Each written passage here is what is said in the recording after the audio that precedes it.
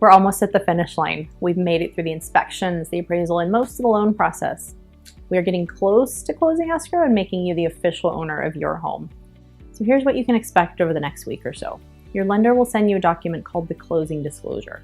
Once you sign this document, there's a 3-day window that must pass before you can sign your loan documents.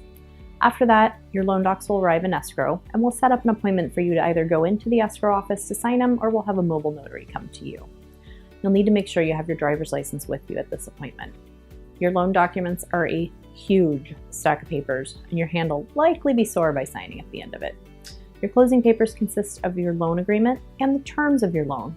There'll be an estimated closing statement, which will break down all of the costs associated with your loan and with the purchase of your house, and it'll have the amount due escrow at the bottom. This amount will either need to be wired into escrow or possibly sent via certified check. You'll want to check with your escrow officer about which they would prefer. A word of caution though about wires. Wire fraud is becoming a huge problem, so make sure the wire instructions that you use to wire your funds to escrow are actually from escrow. There'll be a printed page with your wire instructions in your closing papers. If someone emails you instructions, even if it looks legit, you should call the escrow company with a phone number that you know to be correct and verify the instructions are actually from them prior to wiring your funds.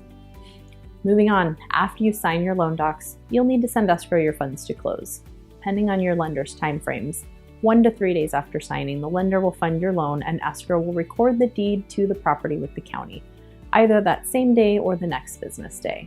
Once it records with the county, that is what we call closing escrow, and you are officially the owner of your home. And unless we have an agreement with the seller allowing them to rent back the home for a short period of time, then you can get your keys and you can move in. Let's back up just a little bit. While we're waiting to close escrow, there's some other things you should definitely take care of. Call the utility companies and schedule to have the utilities turned on in your name on the day we're scheduled to close.